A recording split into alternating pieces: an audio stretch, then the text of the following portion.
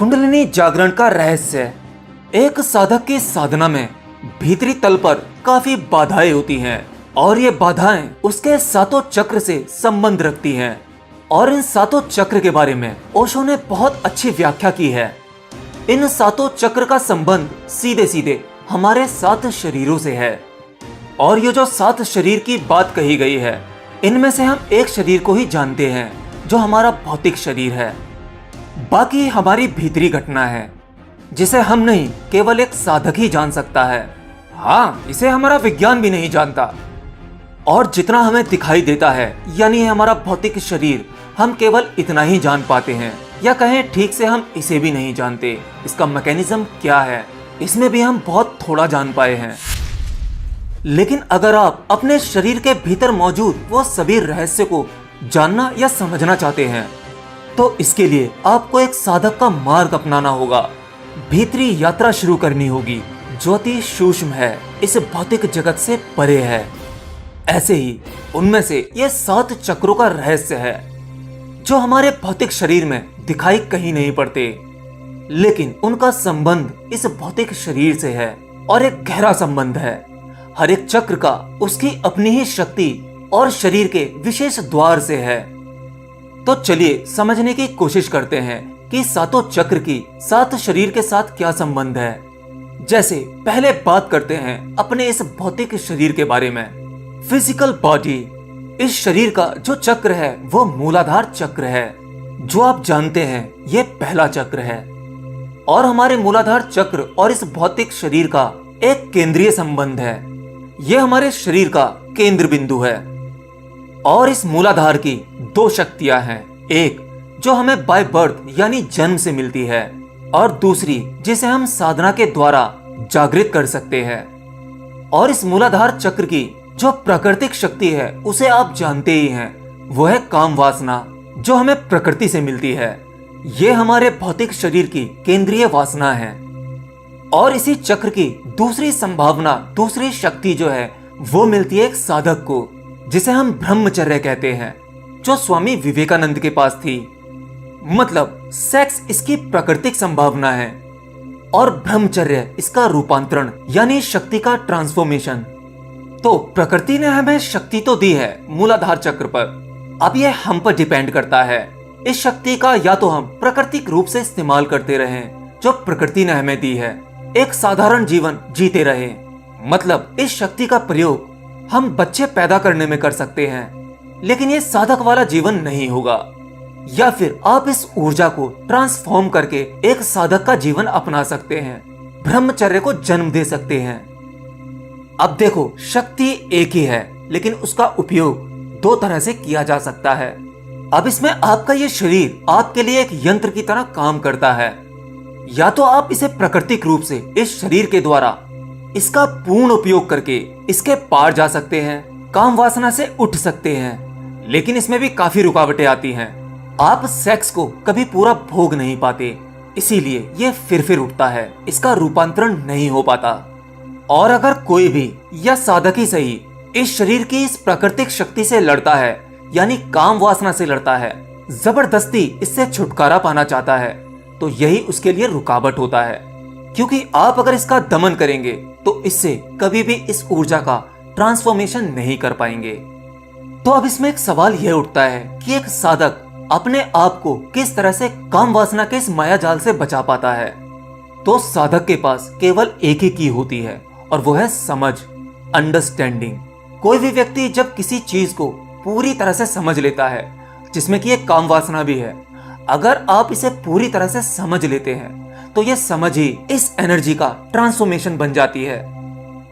देखिए, हमारे शरीर में अपार संभावनाएं और शक्तियां हैं जो अभी तक निष्क्रिय रूप में हैं, या कहें जितनी उनकी जरूरत है उतनी ही ऊर्जा हमें मिल पाती है या हम उसे जान पाते हैं। अगर हम होशपूर्ण जीने लगे, एक जागी हुई अवस्था में आ जाएं, तो ऐसे में हमारे भीतर के वो सभी रहस्य अपने आप खुलने लगते हैं, वो शक्तियां सक्रिय रूप लेने लगती हैं।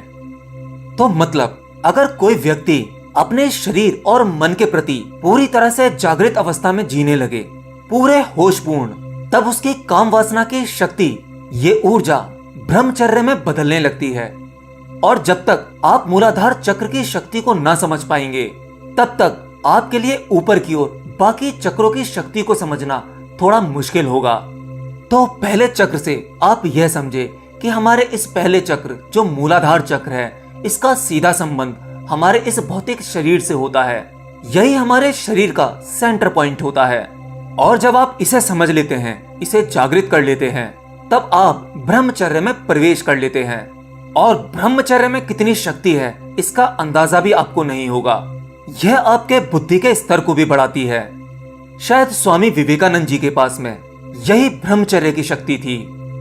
प्रकृति ने मूलाधार चक्र की शक्ति को सक्रिय रूप में रखा है। इसीलिए जब आप कामुक होते हैं तो उस समय आपके भीतर बदलता है आपके सोचने समझने की शक्ति, या आपको अपने विचारों पर या अपने आप पर कंट्रोल नहीं होता।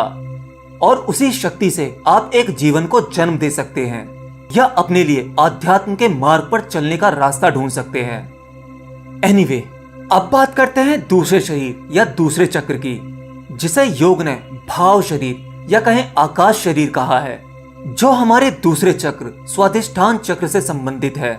और ठीक उसी प्रकार से जिस प्रकार से मूलाधार चक्र की दो संभावनाएं थी, एक प्राकृतिक संभावना और दूसरी वो जो साधना से मिलती है, उसी प्रकार से स्वादिष्ठान चक्र की भी दो संभावनाएं हैं। और इस प्रकृति से जो संभावना स्वादिष्ठान चक्र को मिलती है, वो है भय, घृणा, क्रोध, हिंसा।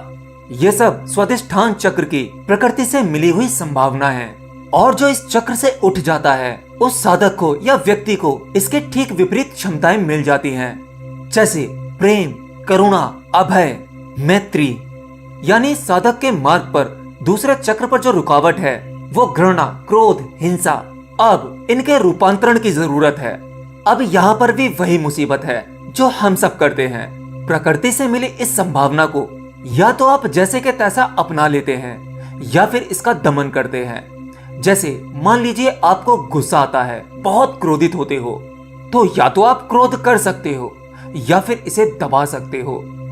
कोई भयभीत हो सकता है तो कोई अपने भय को दबा सकता है और बाहरी रूप पर बहादुरी दिखाने का नाटक कर सकता है। और ये दोनों ही तरीके गलत हैं। अगर आप भय करते हो तो ये भी रुकावट है, और इसे दबाते हो तो भी रुकावट है। आप इस शक्ति का इस तरह से रूपांतरण नहीं कर सकते। मतलब अगर आपके भीतर भय है तो इसे स्वीकार भाव से अपनाना होगा, स्वीकारना होगा। इसे दबाने या छुपाने से इसका कोई सॉल्यूशन नहीं निकलेगा। अगर आपके भीतर हिंसा है तो अहिंसक बनने का नाटक करना वो भी व्यर्थ है। अगर आप क्रोधित हैं और हिंसक हैं तो हैं, यह स्वाभाविक है। यह तो प्राकृतिक रूप से आपके साथ हो रहा है। आप इसका दमन करके, दबाकर, छुपाकर इसको ट्रांसफॉर्म नहीं कर सकते। और मेरी एक बात याद रखना, प्रकृति के द्वारा दी गई कोई भी शक्ति, कोई भी चीज कभी गलत नहीं हो सकती। वो किसी वजह से दी गई है।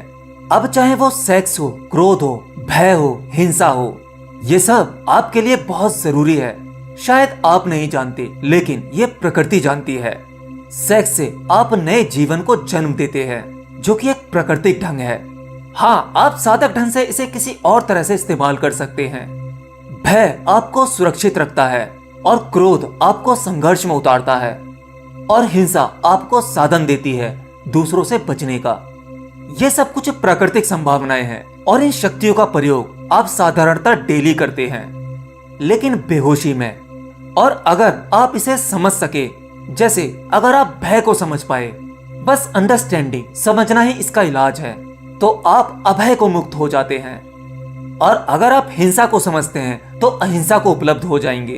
और वो क्रोध आपके भीतर क्षमा का भाव पैदा करता है। तो आपके भीतर ये सभी नेगेटिव भावनाएं, इनके पीछे पॉजिटिव भावनाएं छुपी हुई हैं। बस आपको जरूरत है इसे जानने की, इसे समझने की। इसको देखो और इसे स्वीकार करो। पहले जब आप इसे स्वीकार करोगे और इसकी जांच पड़ताल करोगे, तब आप इसका दूसरा पहलू देख पाओगे। भय के पीछे अभय, क्रोध के पीछे क्षमा, और हिंसा के पीछे अहिंसा, और काम वासना के पीछे ब्रह्मचर्य। तो एक साधक को चाहिए कि अपने भीतर मौजूद ये सभी विकार, जिसे वो विकार समझता है, इनको ठीक से जांच के, समझकर इन शक्तियों का रूपांतरण करे। और इसके लिए कहीं बाहर जाने की जरूरत नहीं है। किसी से कुछ पूछने की जरूरत नहीं है, आपको स्वयं ही ढूंढना होगा। जब आप इसे स्वयं ढूंढ पाएंगे तभी आपको इसका असल में सही अनुभव हो पाएगा। बाहर से केवल आपको शब्द मिलेंगे, नॉलेज मिलेगी, लेकिन सही रूपांतरण और सही जानना आपके भीतर से ही घटेगा। और अगर आपके भीतर भय मौजूद है तो आप उस अज्ञात को खोजने कैसे जाओगे? ये भय आपको रोकेगा। आप चाहोगे कि कोई गुरु उसे ऐसे ही परोस दे, कोई आपके चक्र ऐसे ही जागृत कर दे, शब्दों से या हाथ लगाकर जागृत कर दे, तो यह संभव नहीं है। आपको इस कठिन मार्ग पर स्वयं ही चलना होगा। तो आपको अपने शरीर के भीतर ये सभी विकार ढूंढने हैं, और जब आप ढूंढने जाओगे तो पाओगे वो है ही कहां। जब आप अपने भीतर भय को ढूंढोगे तो ढूंढते ढूंढते थक जाओगे, आपको भय नहीं मिलेगा और आप अभय को उपलब्ध हो जाएंगे। आपकी भीतरी चीजों से लड़ना उसका सॉल्यूशन नहीं है, बल्कि उन्हें जानना समझना वही सॉल्यूशन है। तो आज मैंने इस वीडियो में ओशो द्वारा बताया गया 7 चक्रों के ज्ञान में से 2 चक्र के बारे में बताया है, मूलाधार और स्वादिष्ठान। और बाकी बचे वो सभी चक्र, उनकी क्या संभावना और क्या शक्ति होती है तथा उन्हें कैसे जागृत किया जा सकता है, उसके लिए आगे वीडियो बना दूंगा।